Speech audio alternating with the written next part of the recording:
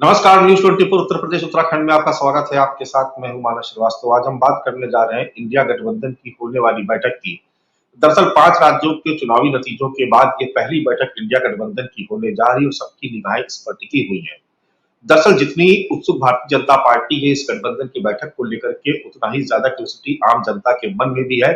क्योंकि उत्तर प्रदेश की अगर हम बात करें तो लगातार जो तकरार कांग्रेस और समाजवादी पार्टी में देखने को मिली और जिसकी आंच को मध्य प्रदेश और राजस्थान, छत्तीसगढ़ तक में महसूस किया गया और शायद ये भी माना गया कि जो कांग्रेस की पराजय हुई इन राज्यों में, उसके लिए बहुत बड़ी भूमिका समाजवादी पार्टी की भी रही, क्योंकि जनता में मैसेज ठीक नहीं गया, संदेश अच्छा नहीं गया और ये कहा गया कि इंडिया गठबंधन बनने से पहले ही टूटने की कगार पर पहुंच गया है। ऐसे में हिंदी पट्टी के इन 3 राज्यों में मिली शिकस्त के बाद क्या कांग्रेस के तेवर ढीले पड़ेंगे? क्या समाजवादी पार्टी अपनी तमाम अदावत को भुला करके कांग्रेस पार्टी के साथ उत्तर प्रदेश में तालमेल करेगी और करेगी तो उसका स्वरूप क्या होगा? क्या कांग्रेस पार्टी उत्तर प्रदेश में समाजवादी पार्टी के पीछे चलने को तैयार हो जाएगी, या जिस तरीके की जिस तरीके की रणनीति अभी तक देखने को मिल रही है कांग्रेस पार्टी की, वो एक बार फिर से समाजवादी पार्टी को अपने अधीनस्थ यानी अपने पीछे चलने के लिए मजबूर करेगी? ये तमाम सवाल आम लोगों के जहन में है और लोग ये जानना चाहते हैं कि आखिर इस गठबंधन का स्वरूप क्या होने वाला है, क्या सीटों के बंटवारे पर भी बात बनेगी या नहीं। ऐसे तमाम सारे सवाल हैं, तमाम सारे मुद्दे हैं जिन पर आज हम चर्चा करने जा रहे हैं। इस चर्चा की हम शुरुआत करें, आपका तमाम खास मेहमानों से परिचय करवा देते हैं। भारतीय जनता पार्टी के प्रवक्ता दीपक बघेल जी इस चर्चा में हमारे साथ शिरकत कर रहे हैं। इसके अलावा समाजवादी पार्टी से मनोज यादव जी भी चर्चा में हमारे साथ शामिल हो रहे हैं। उमाशंकर पांडे जी कांग्रेस पार्टी के प्रवक्ता, वो भी इस चर्चा में भागीदारी कर रहे हैं और उसके साथ ब्रजेश शुक्ला जी जो वरिष्ठ पत्रकार हैं वो भी इस चर्चा में हमारे साथ शिरकत करेंगे। आप सभी खास मेहमानों का बहुत स्वागत है इस चर्चा में भागीदारी करने के लिए। शुरुआत आज हम कांग्रेस पार्टी से करेंगे। उमाशंकर जी, कल जो बैठक होने जा रही है इंडिया गठबंधन की, क्या ये माना जाए कि समाजवादी पार्टी एक बार फिर से आपके साथ आ जाएगी? और अगर तालमेल की बात की जाए तो उसका स्वरूप क्या होगा? क्या कांग्रेस पार्टी के तेवर इन 3 राज्यों में शिकस्त के बाद ढीले पड़े हैं? क्या वो अब समाजवादी पार्टी को वो उचित सम्मान देगी जिसको लेकर के अखिलेश यादव काफी नाराज चल रहे थे? क्या आप समाजवादी पार्टी और बाकी दूसरे घटक दलों को मनाने की कोशिश करेंगे ताकि सब एकजुट रहे?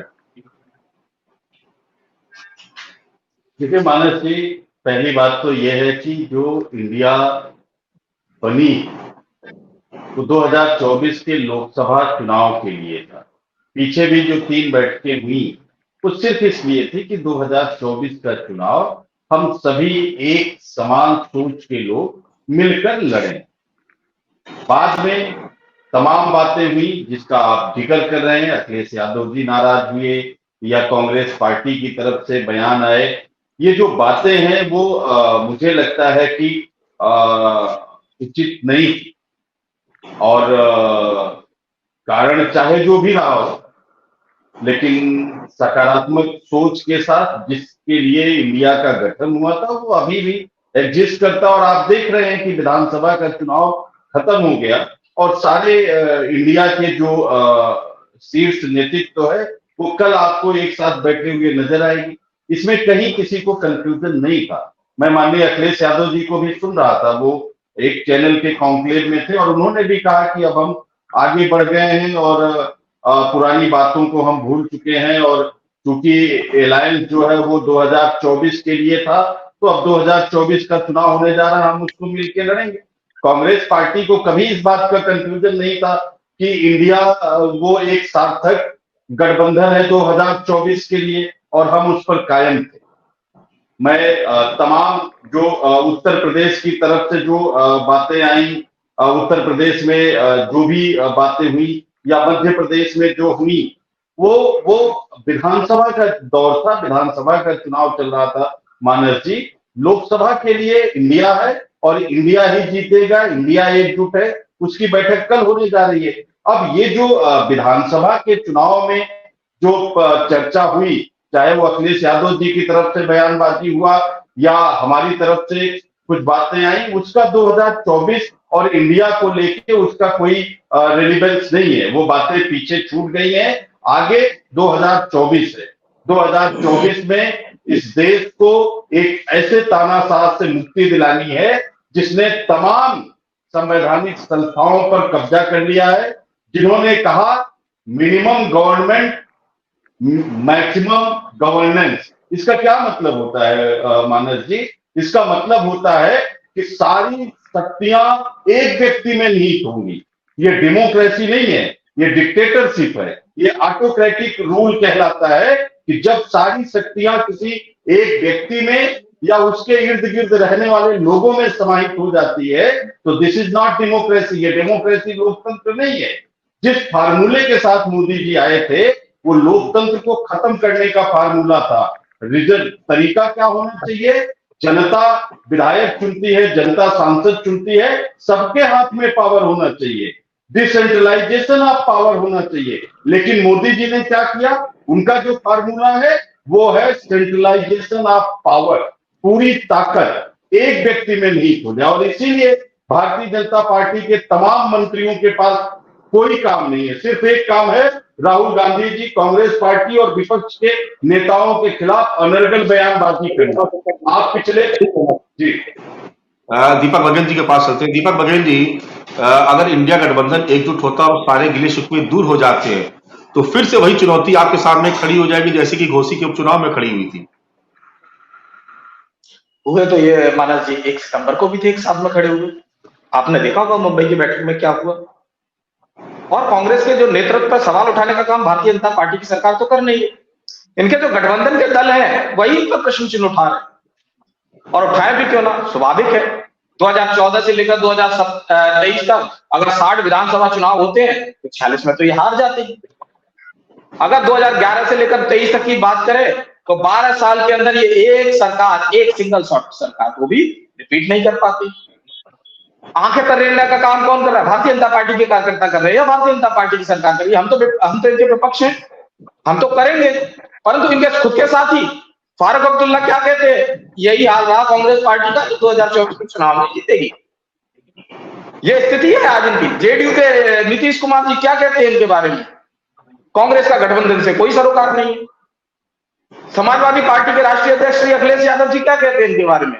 वो कहते हैं कि कांग्रेस को अपने आदतें अपना दूसरे दलों के नेताओं का अपमान करना बंद करना चाहिए।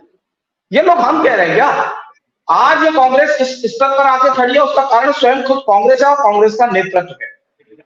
मुंबई के बाद जो बैठक हुई 1 सितंबर के बाद, आज आप बताइए, आज 17 होने को आ गई, आज तक इनकी कौन सी बैठक दोबारा हुई? आज तक इनकी बैठक दोबारा इसीलिए नहीं हो पाई क्योंकि इनका नेतृत्व और इनका जो गठबंधन और जो साथी के जो दल हैं, जितने भी हैं, वो सारे आज समझ गए कि आज ये कांग्रेस से बीड़ा नहीं उठने वाला है। बहाना बड़े अच्छा देते हैं इनके साथी वाले लोग। ममता बनर्जी की, एम.के. स्टालिन की बात आए तो वो कहते कि साहब मौसम खराब है, 6 दिसंबर की इन्होंने जो बैठक रखी थी उसमें नहीं आ पाएंगे। ममता बनर्जी कहती है कि शादी में जरूरी है, बैठक से कोई सरोकार नहीं है। अगर देश की जो तथाकथित जो देश की बात कर रहे हैं घमंडिया गठबंधन वाले, तो उससे उनका कोई सरोकार नहीं है। पहले शादी पार्टी अटेंड करना जरूरी है, जो भी उनका कार्यक्रम रहा। नीतीश कुमार कहते कि साहब मेरी तबीयत दुरुस्त नहीं है इसलिए मैं नहीं आ पाऊंगा। अखिलेश यादव जी तो खैर शतरंग वाले देश से पढ़कर आए, तो उन्होंने तो शतरंग वाला रवैया अख्तियार रखा, मुंह छुपा लीजिए, जो होगा सो देखा जाए। तो जब इस स्थिति के साथ में आज कांग्रेस का नेतृत्व खुद के साथ आगे बढ़ रहा है, तो आज प्रश्न चिन्ह तो इनसे खड़ा होना चाहिए ना, कि जो बातों के शॉर्टकट तक ये राजनीति कब तक करेंगे? कब तक ये नकारात्मक रूप से राजनीति करेंगे? अरे विपक्ष में है, आप सकारात्मक रूप से भी राजनीति कर सकते थे। अगर हमारी कोई योजना अगर कहीं विफलता के कगार पे है या उसमें कोई संशोधन होने की बात है, ये बात कर सकते थे, परंतु नहीं, विपक्ष में है तो केवल विरोध करेंगे। विरोध के नाम पे विरोध करना है। तथाकथित सेक्युलर बन के कब तक रहेंगे? जी खत्म हो जाएगा जी, 10 सेकंड और। तथाकथित सेक्युलर बन के रहेंगे, तुष्टीकरण की राजनीति करनी है, और अगर दूसरे धर्म पर कोई टिप्पणी कर दे तो एक शब्द नहीं निकलेगा, वो उनके व्यक्तिगत विचार बता दिए जाएंगे। जब ये इसी प्रकार की राजनीति करेंगे, देश के अंदर विभाजनकारी राजनीति करेंगे, कभी जातियों के नाम पर, कभी उत्तर और दक्षिण के नाम पर, तो मुझे नहीं लगता कि देश की जनता इनको वोट देने वाली और इनका भला होने वाला। और देखिए 2024 का जब परिणाम आएगा तो नतीजे वही होंगे जिस प्रकार से 2019 के अंदर ये बुरी तरह से हारे थे, और उससे ज्यादा भयंकर हार के साथ में ये हारने वाली। चलिए मनोज यादव जी के पास चलते हैं। मनोज जी, क्या लग रहा है आपको कि बात बन जाएगी, तालमेल हो जाएगा? और हो जाएगा तो स्वरूप क्या होगा? क्योंकि अखिलेश यादव तो पहले ही कह चुके कि हम तो देने की स्थिति में, मांगने की स्थिति में तो है नहीं। तो क्या आपको लगता है कि कांग्रेस आपसे झुक करके बात करने के लिए तैयार हो जाएगी उत्तर प्रदेश में? मानस जी, सोने का पानी, चांदी का पानी और स्टील का पानी समय आने पे उतर जाता है, लेकिन बेशर्मी का पानी कभी नहीं उतरता। अब वो भाजपा के प्रवक्ता, नेता, प्रधानमंत्री से लेकर प्रधान तक बेशर्मी का पानी ओढ़ रखे। अरे कल मीटिंग है, कहीं दूसरे ग्रह से आए हो क्या? You are not update in Bharat के बारे में अपडेशन नहीं है क्या? नीतीश कुमार भी पहुंच चुके हैं, अखिलेश जी भी पहुंच चुके हैं, ममता भी जी पहुंच चुकी हैं, और अभी तुम मतलब ऐसा लगता है मंगल ग्रह पे बैठे हो क्या? दीपक बघेल, थोड़ा सा कम से कम अपडेट रहा करो। अच्छा लगता है, सरकार को हमेशा अपडेट रहना चाहिए। खैर, आप नहीं रहते हो, आप प्रधानमंत्री के हिसाब से चलते हो। नहीं देखिए, कोई भी किसी भी पार्टी का नेता हो, कुछ 25 इंसान का अपना भी जमीर होता है, अपना भी ज्ञान होता है, सब कुछ फालतू की बात नहीं कहना चाहिए। जैसे इन्होंने कहा, मोदी जी ने कहा घमंडिया गठबंधन, तो देखिए मेरा नेता ने कुछ नहीं कहा, मैं बता रहा हूं, मैंने आप लोगों के लिए शब्द बनाया, आप दो कौड़िया गठबंधन हो, दो कौड़िया, समझ गए ना? उत्तर भारत में दो कौड़ी का मतलब सब कोई समझता है कि दो कौड़ी का मतलब क्या होता है। दो कौड़िया गठबंधन, आप हम पे तमाम सारे कीचड़ उठा लो, कोई दिक्कत नहीं हमें, क्योंकि आपके पास कुछ दिखाने को है ही नहीं, तो विपक्ष का ही व्याख्यान करोगे बैठ के, सुबह से लेके शाम से लेके रात तक, रात से लेके सुबह तक। बाकी आपके पास काम होता तो बताते, 2-3 काम कर दिए 14 से लेके अब तक। शौचालय जिसका कोई आधार नहीं, कोई मतलब नहीं, आधे तो भरभरा के गिर गए। मकान कुछ दे दिए हैं, और 6,000 जब आएगी तो जनता को घूस दे दोगे, किसानों को, गरीबों को, नौजवानों को। चुनाव आ गया, इनकी 4-4 महीने की किस्त डाल दो जो अभी तक रोक रखी थी। क्यों? क्योंकि जनता के दिमाग में लालच डालते हो, लालच। तो जो, अरे उंगली नीचे कर लो, अभी आप ही को बोलना है, सवाल हम वापिस पूछ रहे हैं। मैं सबसे बड़ी बात कहना चाहता हूं, इंडिया अलायंस 2024 को लेके है, था और रहेगा। आपको हम चटनी चटाएंगे, अब उत्तर प्रदेश की भाषा में आ रहा है, वो भी हार की चटनी चटाएंगे, जैसे घोसी में चटाई थी। हर स्टेट में एक बहुत ज्यादा मतलब भी नहीं है इंडिया अलायंस का, ये भी मैं स्पष्ट करता चलूं। जैसे मध्य प्रदेश में कुछ प्लस हो जाएगा कांग्रेस को एक बड़े भूभाग पे चुनाव लड़ना है, अकेले लड़ना, ये बात मैं स्पष्ट कर दूं। वो हिमाचल प्रदेश है, वो उत्तराखंड है, वो मध्य प्रदेश है, वो राजस्थान है, वो गुजरात है, वो छत्तीसगढ़ है, वो कर्नाटका है, वो तेलंगाना है, वो आंध्र प्रदेश है, वो असम है, वो गोवा है, और भी कोई राज्य बच रहा हो तो हाँ, वो उड़ीसा है। इन सारे राज्यों में आपको चुनाव लड़ना है, और पूरी ताकत और शिद्दत से आपको लड़ना है। बाकी जो गठबंधन के आपके साथी हैं, बिहार है, महाराष्ट्र है, उत्तर प्रदेश है, झारखंड है, और आप पश्चिम बंगाल है, इन स्टेटों में तमिलनाडु है, इन सब में आपको जहां जो आपका सम्मान होगा, उस सम्मान के आधार पे लोग आपको सीटें देंगे। तो कांग्रेस को ज्यादा मेहनत करनी है, उत्तर प्रदेश में समाजवादी पार्टी को मेहनत करनी है, हम पूरी मेहनत करेंगे। पिछली बार हमने मानस जी एक अलायंस बनाया था, 2014 में मोदी की वेव थी बहुत जबरदस्त, तो 7 सीटों पे समेट गया था उत्तर प्रदेश लोकसभा चुनाव की सीटें विपक्ष को। हमने मेहनत की, अलायंस बनाया, तो हम लगभग 16 सीटें जीते, 15 हमारी, एक कांग्रेस की, यानी कि विपक्ष में टोटल जो नंबर्स किए वो एनडीए गवर्नमेंट के कम किए, वो भी गठबंधन से ही लड़ रहे थे। 2024 के चुनाव में एक बेहतरीन इक्वेशन बना के उत्तर प्रदेश में ये नंबर हम ज्यादा से ज्यादा दूर तक ले जाना चाहेंगे। जैसे 7 से 16 हुआ था, अब 16 से हो सकता है 50 हो जाए, 60 हो जाए, वो भी तक पहुंचाने की पूरी व्यवस्था होगी। यही कमोबेशी मानस जी स्थित महाराष्ट्र में होगी, यही स्थित पश्चिम बंगाल में, यही बिहार में, यही तमिलनाडु में, यही स्थित आपकी झारखंड में, और जहां जहां अलायंस के पार्टनर हैं इंडिया अलायंस के, वो मिलके कांग्रेस को के साथ लेके बीजेपी का हश्र करेंगे।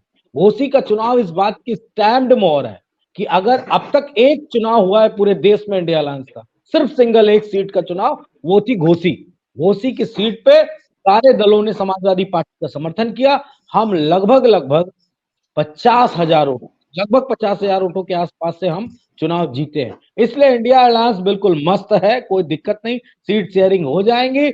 इनसे पूछ लेना, दो कौड़िया गठबंधन में जो इनके गुलाम है ना, राजभर अंड पार्टी, निषाद अंड पार्टी और अनुप्रिया अंड पार्टी, और पूरे देश में जितनी पार्टियां हैं, वो क्या 2 सवाल पूछ सकती हैं क्या? किसी को कहने की हिम्मत है? तो शपथ ग्रहण नहीं हुआ, उन पीले वाले चाचा को बुला लेते, उनसे भी पूछ लेते कब आपकी रिंग सेरेमनी होगी। अभी तक सिर्फ रिश्ता हुआ है, रिंग सेरेमनी हुई नहीं है, तो उनकी रिंग सेरेमनी कब होगी वो भी पूछ लेते। आइए बघेल जी से जवाब देते हैं। बघेल जी बताइए। मानस जी बड़े धैर्य पूर्वक मैं मनोज जी को सुन रहा था, मुझे लगेगा मैं चाहता हूं कि मनोज जी भी उस धैर्यपूर्वक मुझे सुन पाए और आप लोग भी थोड़ा सा सहयोग करें, तो शायद मनोज जी को उनका जवाब मिल जाए। जब भी आए ना उठाया करें, पहले खुद देखा करें फिर दिखाया करें। बेशर्मी किसने लाद रखी थी पूरे चुनाव भर में, मध्य प्रदेश और उत्तर प्रदेश के चुनाव? चिरकुट, छुटभैया, अखिलेश किसके बारे में चल रहा था? औकात दिखाने तक की बात आ गई थी। ये किसके बारे में चल रहा? मनोज यादव जी की याददाश्त कमजोर है, शायद भूल जाते। आखिरी बात बैठक में हुई थी मुंबई के अंदर, हम साथ साथ हैं। आए चुनाव 5 राज्यों के, हम 7-8 में बट गए, समय नहीं लगा 2 मिनट में बटने में। इन्होंने कहा हमने घोसी के अंदर इन्हें चटनी चटाई। साहब हमने तो चटनी भी चढ़ाई, चटनी ऐसी जगह लगाई कि अभी तक धुआं निकल रहा है, वो दिख रहा है आपकी बौखलाहट और झुंझुलाहट के अंदर। आजमगढ़, रामपुर, कन्नौज और फिरोजाबाद गढ़ हुआ करते थे, बदायूं, आज कहां स्थित है समाजवादी पार्टी? अरे जीते भी 5 थे, उसके बाद भी तुम 3 पे रह गए। कम से कम मनोज यादव जी अपने आंकड़ों को दुरुस्त कीजिएगा, सतही ज्ञान से काम नहीं चलता, थोड़ा जमीन में भी करना पड़ता है। भारतीय जनता पार्टी 161 सीटों पर चुनाव लड़ रही है, जो कांग्रेस के खिलाफ है। जो 12 राज्यों के अंदर, 3 केंद्र शासित प्रदेशों के अंदर 147 में भारतीय जनता पार्टी जीती, केवल और केवल कांग्रेस 9 पर जीती। सोचिए 91% हमारा स्ट्राइक रेट है, और ये किस स्ट्राइक रेट की बात करते हैं? तो मनोज यादव जी कम से कम आंकड़े एक बार दुरुस्त कीजिएगा, आप कहां पर खड़े हैं? इनकी सत्ता 2012 से गई, 12 से 17 तक रही, उसके बाद में रिपीट नहीं कर पाए, दम भर रहे थे, नहीं 22 में आएंगे। क्या हुआ? हमारे मुख्यमंत्री तो नोएडा भी गए, जहां जहां आप शकुन में विश्वास रखते थे, हमने वहां पर शकुन बना के भेजा है आपको। तो इस बात का भी चिंतन करें। बात उत्तर प्रदेश की अगर ये करेंगे, तो आज समाजवादी पार्टी यहाँ पर कांग्रेस की बात करी, कांग्रेस के पास आज वोट बैंक बचा क्या? कांग्रेस के जो खुद नेता थे वो तो खुद वायनाड चले गए, जैसे तैसे, तो वहां पर अपनी उन्होंने सदस्यता बचाई। एक सीट कांग्रेस के पास में, जो सबसे बड़ा सामाजिक गठबंधन हुआ था उत्तर प्रदेश के अंदर, बहुजन समाजवादी पार्टी और समाजवादी पार्टी था, उसके अंदर इनका क्या हुआ? जैसे ही गठबंधन दूर हुआ तो इनने तुरंत बता दिया कि किस प्रकार से औकात दिखाया जाता है गठबंधन दल को। जैसे अभी राजभर के बारे में बोल रहे थे, क्यों राजभर जी ने तुम्हारे सामने तो गुलाम बना के रखा था? ये आपकी सोच है आपके गठबंधन दलों के प्रति। 2 लड़के 17 में आए थे, उसके बाद अलग हो गए। अरे स्वार्थ का गठबंधन बन रहा है और स्वार्थ खत्म हो रहा है तो गठबंधन टूट रहा है। जनता देखती नहीं, जनता मूर्ख है। तो आप मध्य प्रदेश के अंदर एक दूसरे को गाली देंगे और उत्तर प्रदेश के अंदर कहेंगे, गलवैया लगाएंगे कि हाँ साहब हम भाई भाई है। ये चलेगा क्या? जनता को आपने निरामूर्ख समझ रखा है, और उसी का कारण है कि आज परावैभव को प्राप्त कर रहे हो आप हार का, और उसी का कारण है आप नजर नहीं आ रहे हो। और मनोज यादव जी यही बात जो आज आपने बोली है ना, 2024 के चुनाव के बाद मैं आपको बताऊंगा कि किस प्रकार से आपकी हार हुई, और मैं देखूंगा कि कौन सी मिर्ची लगी है और कौन सी चटनी लगी है, लहसुन के साथ मिर्ची वाली, वो भी तीखी, हमारे यहाँ मिलती है राजस्थान में, जरा लेके जाना जी। मनोज जी आपके पास आते 10 सेकंड में जवाब दे दूं, तब ब्रजेश जी के पास जाइए, 10 सेकंड लगेंगे। मैंने सिर्फ 2 कौड़िया कहा, मैंने इंजेक्शन नहीं दिया था बीपी हाई होने वाला। 2 कौड़िया में ही बिल्कुल बिलबिलाने लगे। मैंने कोई आंकड़े नहीं गिनाए थे, ना आंकड़े पूछे थे आपसे। आप अपनी स्ट्रेटेजी से चुनाव लड़ो, इंडिया अलायंस अपनी स्ट्रेटेजी लगे, लेकिन एक शब्द सुन के इतनी बौखलाहट अच्छा नहीं लगा। धैर्य धारण करो, आप सत्ता में हो, हम तो विपक्ष में, हम इतना संतुलित होकर बात कर रहे हैं, तो आप क्यों परेशान हो? खैर जवाब देना, गुलामों का गठबंधन इंडिया अलायंस नहीं। चलिए हम ब्रजेश शुक्ला जी के पास चलते हैं। ब्रजेश जी, ये सवाल आपके लिए है कि 2024 के लोकसभा चुनाव में उत्तर प्रदेश के लिहाज से बात करें तो अखिलेश यादव को कांग्रेस पार्टी की कितनी जरूरत है या नहीं है?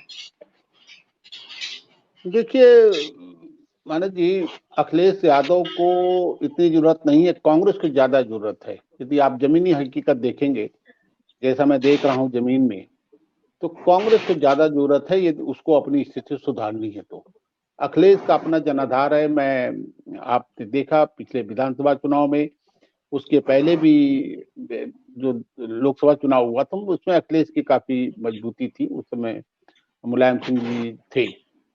तो कांग्रेस की सबसे ज्यादा जरूरत है। अब समस्या यह है उत्तर प्रदेश की, यह है कि उत्तर प्रदेश में ये गठबंधन है। अब इसको इस पर ये देखना होगा, ये मैं अभी नहीं बता सकता कि जब मैं बिल्कुल और भी क्षेत्रों में जाऊं तब मैं पता चलेगा कि साहब जब पिछली बार का जो गठबंधन था सामाजिक दृष्टि से वो सबसे मजबूत गठबंधन था। और जब मैं चुनाव सर्वे के लिए निकला था तो मेरे दिमाग में एक आकलन था कि साहब ये स्वीप करने जा रहा गठबंधन, क्योंकि सामाजिक समीकरण जो है उसके साथ करीब 56% जाता था। और जी। इंडिया गठबंधन के साथ 38-40 तक बचता था, लेकिन उस वो मेरा सारे लोगों का आकलन गलत हुए। मैं लगातार जब मैंने देखा तो मैंने लिखा भी था कि साहब ये जमीन में वो गठबंधन नहीं उतर रहा। अब ये देखना होगा, गठबंधन तो होगा, मैं शुरू से आपसे कह रहा हूं गठबंधन होगा। अब गठबंधन का जमीनी असर कितना होता है, ये सबसे बड़ी बात है। हम लोग क्या करते हैं कि जब चुनावी समीकरण की बात करते हैं तो 2 और 2 4 कर लेते हैं। चुनाव में, मतदान में 2 और 2 4 नहीं होते हैं। हर क्षेत्र की अपनी अलग वो होती है। कहीं कोई किसी को नुकसान पहुंचाता है, कहीं कोई किसी को नुकसान पहुंचाता है। तो जो बसपा थी 2019 में, उसका अपना वोट बैंक है। उसको आप उसको 12-14 से नीचे नहीं ला सकते, आप चाहे कितना कोशिश कर लें। और आप मैंने इस बार अभी यहाँ पर देखा, मध्य प्रदेश में जो उत्तर प्रदेश से सीमा से लगे थे, वहां समाजवादी पार्टी भी बेहतर लड़ी है कुछ सीटों पर, और जो राजस्थान में वहां बसपा बहुत अच्छा लड़ी है कुछ क्षेत्रों में चुनाव। तो अब देखना होगा जमीन में कितना उतरता है। लेकिन इतनी निश्चित है कि कांग्रेस को उत्तर प्रदेश भले ना हो, लेकिन अन्य राज्यों में कांग्रेस को ही लड़ना है। मध्य प्रदेश है, राजस्थान है, छत्तीसगढ़ है, महाराष्ट्र है। महाराष्ट्र में तो खैर उनको शरद पवार की पूरी मदद की जरूरत है, वो हैं भी उनके साथ। और कर्नाटक है। अब कुछ क्षेत्रों में स्थिति थोड़ी विषम हुई है। जैसे कर्नाटक है, कर्नाटक में कांग्रेस को ही लड़ना है, और कांग्रेस उधर एक नया गठबंधन बन गया है बीजेपी और जेडीएस का। इसी तरह जो तेलंगाना है, वो कांग्रेस की एक वेव थी इस बार, लेकिन एक नया गठबंधन वहां भी उभर रहा है, बीजेपी प्लस ये जो रामाराव केसी राव का बीआरएस। तो ये जो गठबंधन उभर रहा है, तो ये अपना असर दिखाएगा, ये गठबंधन अपना असर दिखाएगा। अब ये तो जमीन में देखने वाली बात होगी, अभी भविष्यवाणी करना कुछ कठिन है, लेकिन निश्चित रूप से तमाम राज्यों में कांग्रेस ही मजबूती से लड़े। उत्तर प्रदेश में अखिलेश यादव को उनके बिना चुनाव लड़ना थोड़ा कठिन हमको लग रहा है। चलिए उमाशंकर जी, चूंकि कल सबकी निगाहें रहेंगी इंडिया गठबंधन की इस बैठक पर, किस तरीके से आप लोग बैठते हैं, क्या तय होता है, आगे की रणनीति क्या होती, क्योंकि आप देख रहे हैं कि भारतीय जनता पार्टी लगातार पूरे एग्रेशन में, चुनाव प्रचार में अभी से जुटी हुई, उनके तमाम लोग अभी से फील्ड में निकले हुए हैं, काम कर रहे हैं। और आप देख रहे हैं कि आने वाले वक्त में जिस तरीके की तैयारी अयोध्या में भी यदि एक भव्य आयोजन होना है, निश्चित तौर पर उसका भी एक लाभ भारतीय जनता पार्टी के खाते में जा सकता है। ऐसे में बहुत जरूरत है कि आप लोग जल्दी चीजों को तय कर ले। तो उमाशंकर जी, क्या ये माना जाए कि कल जो बैठक होने जा रही है इंडिया गठबंधन की, उसमें कुछ आप लोग कोई ठोस किसी नतीजे पर पहुंचेंगे कि कब तक सीट शेयरिंग पर आपकी बात हो जाएगी, कब तक कोई फार्मूला आप लोग तय कर लेंगे, कौन कौन से मुद्दे जिस पर सबकी साझा सहमति बन जाए, क्या इस तरीके की चीजें कल देखने को मिल सकती है उमाशंकर जी? देखिए मानस जी, निश्चित रूप से ये बेहद महत्वपूर्ण बैठक है, और इसमें तमाम मुद्दे जो पिछले बैठकों में नहीं हो पाए तो तय किए जाएंगे, या तय करने की दिशा में बेहद सकारात्मक रूप से लोग आगे बढ़ेंगे। सीट शेयरिंग की बात है, तमाम मुद्दों की बात आप जो कर रहे हैं, किन मुद्दों पर चुनाव लड़ा जाना है, ये जो एनडीए के 38 दलों का गठबंधन है, उनका सामना कैसे किया जाना है, भारतीय जनता पार्टी के झूठ, फरेब, छल, कपट और जो तमाम अलग अलग तरीके से इन्होंने धन उगाही की है, उसको जो ये चुनाव में झोंकने जा रहे हैं, तमाम जो तंत्र का दुरुपयोग करके ये चुनाव जीतते रहे हैं, उससे कैसे लड़ा जाना है, ये तमाम जो ईवीएम का ये खेल करते हैं, उससे कैसे लड़ा जाना है। माफ करिए, मैं ईवीएम का खेल जरा बता दूं। ईवीएम में 2 चीजें होती हैं मानस जी, हम लोग इसको लेके कोर्ट भी गए हुए हैं। इसमें ईवीएम का first level certification, second level certification होता है। जब ये ईवीएम बूथ को भेजी जाती है, उसके पहले 2 बार ये चेकिंग होती है, जिसमें सभी दलों के लोग बुलाए जाते हैं। भारतीय जनता पार्टी वो फर्स्ट और सेकंड लेवल की चेकिंग में चुनाव आयोग के साथ मिलकर घपला करती है। ये निश्चित रूप से सर्वविदित है, और इसको लेके कोर्ट में कांग्रेस पार्टी लड़ रही है। तमाम जो ईवीएम का हैकिंग होती है या नहीं होती, मैं उस पर चर्चा नहीं कर रहा हूं।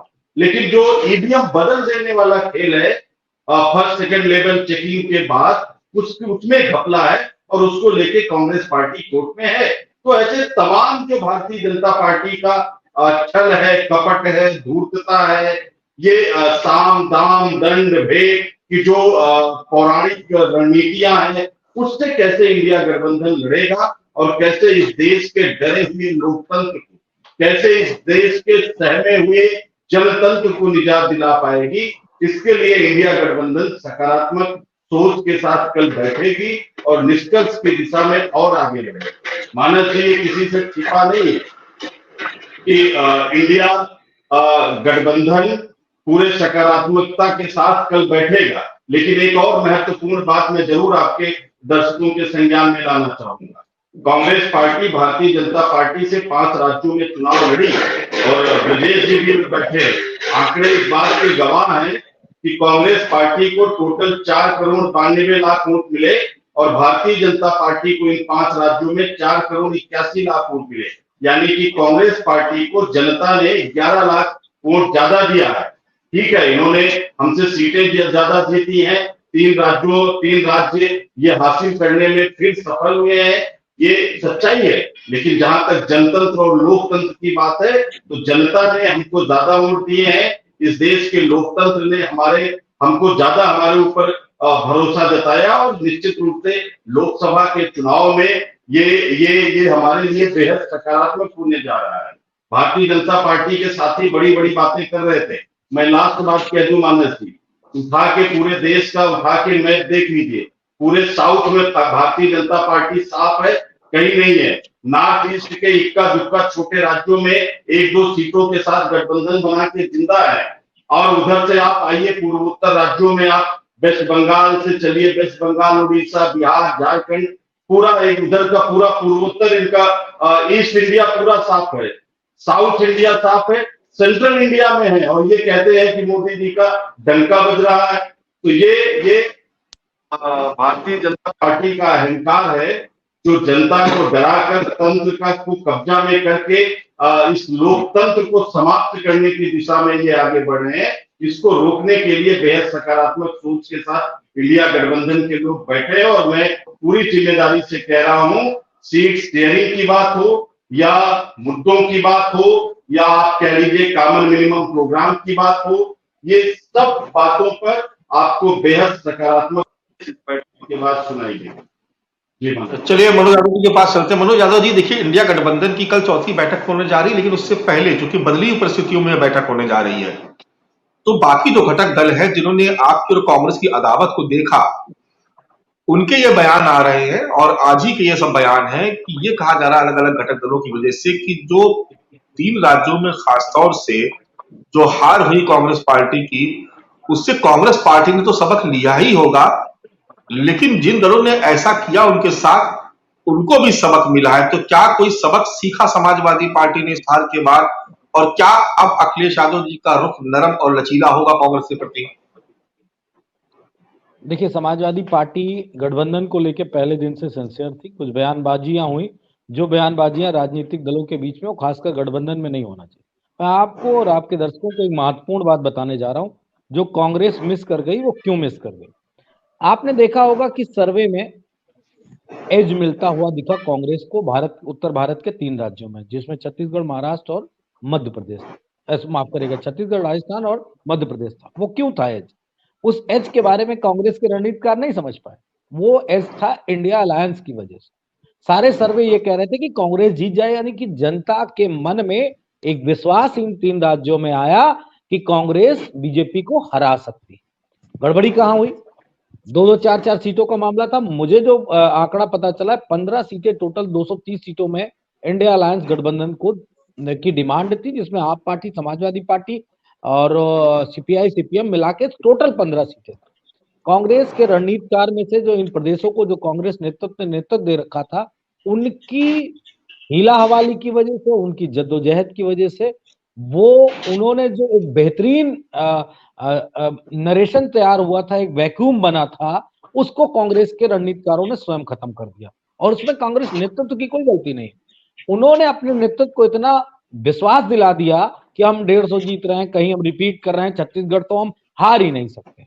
हाँ, इंडिया अलायंस इस बात को बेहतर तरीके से जानता था कि ये एज क्यों है, लेकिन मेरे ख्याल से जब जागो तब सवेरा। मेरे ख्याल से कांग्रेस के रणनीतिकारों को ये बात बेहतर समझ में आ गई होगी। इस वजह से जब तक कांग्रेस को सपोर्ट नहीं मिलेगा तब तक कांग्रेस इंडिपेंडेंट राज्यों में भी चुनाव आसानी से नहीं जीत पाएगी, क्योंकि जनता का विश्वास नहीं है कांग्रेस पे बनता है। और जब आप एज पा जाएंगे, जब आप अच्छी व्यवस्था में आ जाएंगे, तो बीजेपी की सारी रणनीति कहां फोकस्ड होगी? उन राज्यों में जहां इंडिया अलायंस के घटक दल है, और उन राज्यों में आपको बढ़त मिल जाएगी जहां आप और बीजेपी चुनाव लड़ रहे होंगे। ये मैं बात रणनीतिक बात है, लेकिन मैं आपको और कह दे रहा हूं। और इनके लिए ये भाई साहब बैठे हैं ना हमारे, जो अभी राजस्थान वाली मिर्ची बता रहे थे, मानस जी, बड़ी मजेदार बात है।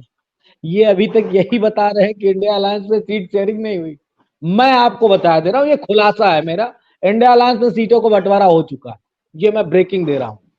समाजवादी पार्टी को कौन नहीं, समाजवादी पार्टी को पता है। कांग्रेस को कौन सी लड़नी है, कांग्रेस को पता है। तुम अपना लपड़ी ऐसे ऐसे मंगल गान गाओ कि लोगों जी लोग झगड़ा कर रहे हैं। ये मैं आपको आज की ब्रेकिंग कर रहा हूं। और ना यकीन हो तो मैं मानस जी, मुझसे आप पर्ची ले लेना, लिस्ट में लिख के दे दूंगा, दस्तखत करके दे दूंगा। जब सीट आ जाएंगी तब आप बता देना कि मनोज जी आपने जो कहा था उन्हीं उन्हीं को टिकट मिला, उन्हीं उन्हीं लोग को चुनाव लड़ा रहा है, चाहे वो कांग्रेस का हो, चाहे समाजवादी पार्टी का हो, चाहे आरएलडी का हो, जिसका भी डेटा लेना हो हमसे ले लो, उत्तर प्रदेश का, और बाकी राज्यों मनोज के जी, बारे में पूछ लो। इस डिबेट खत्म होते ही मैं आपको फोन करूंगा, आपसे डाटा लेने के लिए मैं आपको फोन आप उसको रिकॉर्ड करके रख लेना। और ये कोलगेट छाप मंजन का जो प्रचार कर रहे हैं हमारे साथी, इनको थोड़ा सा बता देना कि मनोज यादव है क्या, इनको बता देना। और मैं कांग्रेस के साथी से हाथ जोड़ के अनुरोध करूंगा, मैंने कितनी मेहनत से 2 कौड़िया गठबंधन का शब्द ईजाद किया, कम से कम आप भी बोला करिए भाई।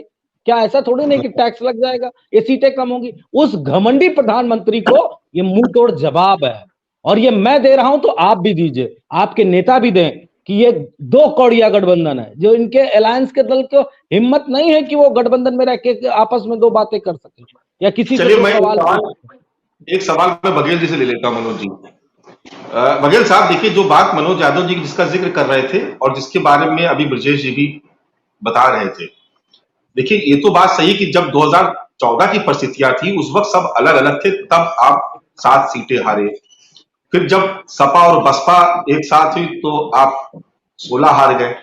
अब सपा, बसपा और कांग्रेस के साथ आरएलडी भी मिल जाएगा तो ये 32 या 50 का आंकड़ा तो बता रहे हैं। आप इत्तेफाक रखते हैं इस आंकड़ों से या इस बिल्कुल संभावना से? मानस जी, पहले मैं मनोज जी की सवाल का जवाब देता हूं, उसके बाद मैं आपका जवाब देता हूँ।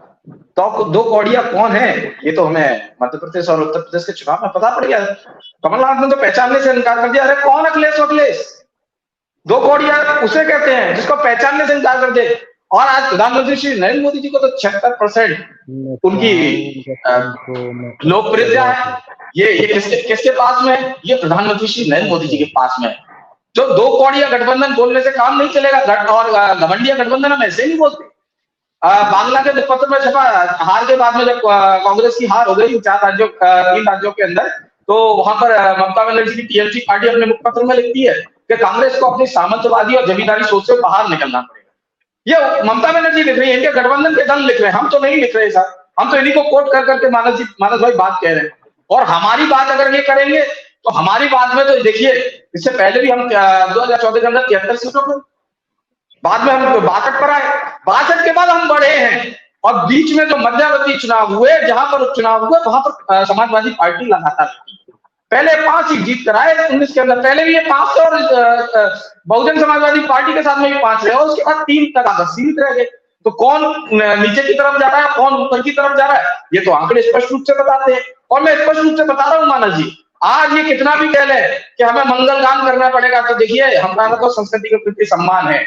हम तो मंगल भवन मंगल हारी प्रभु से दशरथ अजय बिहारी हम तो खूब गाएंगे। और उसी के गायन का कारण है कि आज आप परावैभव को प्राप्त कर रहे हो, वो भी नीचे का सबसे, और हम परावैभव को प्राप्त कर रहे हैं, वो भी शीर्ष का सबसे। तो ये मंगल गान तो चलता रहेगा, और इस मंगल गान के बीच में ही आपकी ध्वनि कहीं रह जाएगी। और उत्तर प्रदेश के अंदर मैं बता रहा हूँ मानस भाई, 80 लोकसभा सीटों को भारतीय जनता पार्टी जीतने जा रही है। इन्होंने बहुत महत्वपूर्ण बातें कही। इन्होंने कहा छूट फरे तंत्र मंत्र दुरुपयोग ईवीएम की पार्टी उमाशंकर भाई। अरे यह तंत्र मंत्र भूत झूठ फरेब जब सारी चीजें तो आपके यहाँ पर चलती है। ईवीएम का सवाल उठा रहे आज नाच न जाने आंगन टेढ़ा। अरे साहब बुलाया था चुनाव आयोग ने, ईवीएम की मशीन रखी थी, आइए साहब हैक करके बताइए कैसे हैक करेंगे। एक भी पार्टी वहां पर नहीं गई डेमोन्स्ट्रेशन करने कि किस प्रकार से उसमें ईवीएम के अंदर किसी प्रकार का घोटाला होता है। इन्होंने हमका प्रश्न चिन्ह उठाया कि साहब आप दक्षिण में कहाँ है। मैं बता देता हूँ मानस भाई, आप आंकड़े चेक कर लीजिए। 29 अगर कांग्रेस के पास लोकसभा के मेंबर है तो वही भारतीय जनता पार्टी के पास 27। अगर राज्यसभा के अंदर 7 मेंबर अगर कांग्रेस के हैं तो भारतीय जनता पार्टी के पास भी 7 है। और वहीं पर अगर तेलंगाना की बात करें तो हम 1 सीट पे थे, आज 8 सीट पर पहुंचे हैं। वहां पर 7% वोट था, हम आज वहां 14% वोट के ऊपर पहुंचे। तो ये हमारे आंकड़े जो स्पष्ट रूप से प्रदर्शित कर रहे हैं कि भारतीय जनता पार्टी लगातार बढ़ रही है। और उत्तर भारत के अंदर बात करी जाए तो लगभग कांग्रेस आज समाप्ति की ओर है।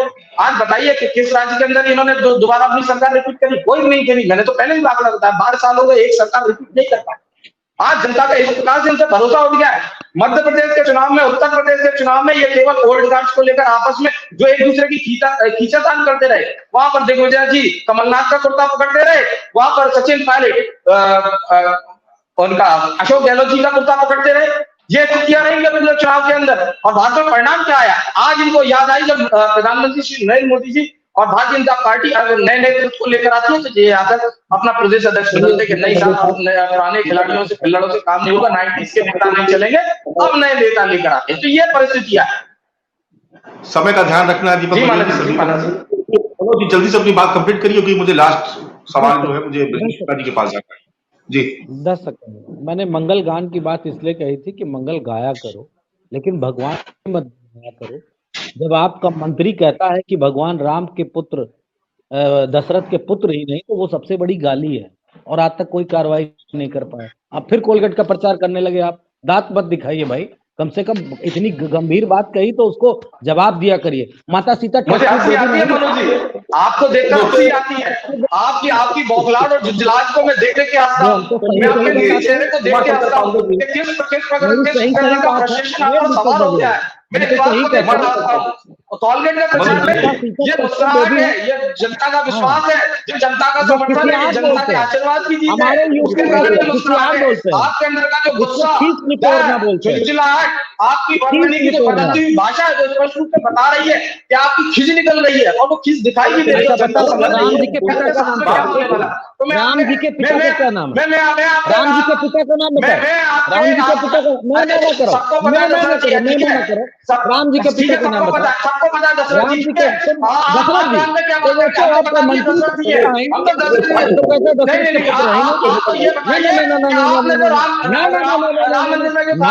मंत्री गोली चलवाने का काम किया। आप राम की गोली करने लगे। आपके यहाँ तो राम चरितमानस चलवाने वाले लोग हैं। आप तो ऐसे लोगों के सामने गोली चलवाने वाले लोग हैं, उनके खिलाफ दलैया कर रहे और आकाश क्रांति कर रहे क्योंकि आपको पता है जो राम का अभिशाप है वो आपको लेकर गया था। अरे आपने यहाँ पर राम का अभिशाप लेकर गया था। आपके यहाँ पर किस प्रकार से हिंदू जो राम चरितमानस को चलवाया जा रहा है, उनको पदोन्नत किया जा रहा है, उनको प्रदर्शित अरे उनको तो लगातार साथ में आप उनको लेकर भी जा रहे हैं।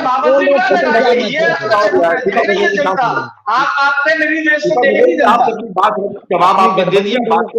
अब हम शुक्ला जी के पास चलेंगे। गठबंधन दलों को बता दो राम जी के पिता दशरथ है, बता दो। एक मिनट मनोज जी, उमा शंकर जी जल्दी से आप ईवीएम पे कुछ बोलना चाह रहे थे, बोल दी, फिर ब्रजेश जी के पास चलते, उन्हीं से लास्ट कमेंट लेना। देखिए मानस जी, दीपक बघेल जी ने जो बातें कही शायद इनको पता नहीं है कि चुनाव आयोग जो माननीय मोदी जी के शर्तों पे चलने लगा है, उनकी तान पे बजने लगा है। उन्होंने ऐसी शर्तें रख दी थी, उन्होंने कहा ईवीएम को किसी को छूना नहीं है, मदरबोर्ड नहीं छूना है, ईवीएम कोई घर नहीं ले जा सकता। इसका मतलब ये बहुत स्पष्ट था कि चुनाव आयोग ने कह दिया कि अभी हम आपको साबित नहीं करने देंगे। दुनिया के ज्यादातर देशों में ईवीएम से चुनाव नहीं होता। जिन देशों ने ईवीएम का इजाद किया उन लोगों ने भी वहां ईवीएम का चुनाव बंद कर दिया। माननीय सुप्रीम कोर्ट के बाहर का चुनाव हो रहा था और ईवीएम से चुनाव कराना चाह रहे थे, वकीलों ने हड़ताल कर दिया, धरना दे दिया, नहीं करने देंगे, और फिर उनको वो चुनाव नहीं कराए।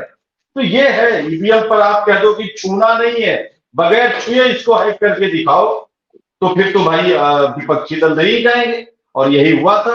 अगर हिम्मत है तो एक बार इसको खुले मंच पर मदरबोर्ड को छूने की इजाजत देके विपक्षी दलों को इनवाइट कर लो। मोदी जी कहीं रसातल में नजर आएंगे, भाग जाएंगे झोला लेके।